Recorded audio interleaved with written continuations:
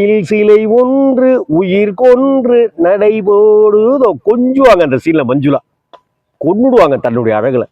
கோயில் சிலை ஒன்று உயிர் கொன்று நடைபோடுதோ, இருவிழி கொண்டு என்னை பார்த்து எடை போடுதோ, ஒரு துணை வந்து விலை கொள்ள தடை போடுதோ, அதை நான் வாங்க அவள் நாணம் தடை போடுதோ.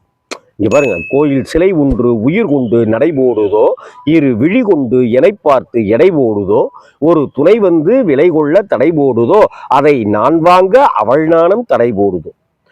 கடலோரம் வாங்கிய காத்து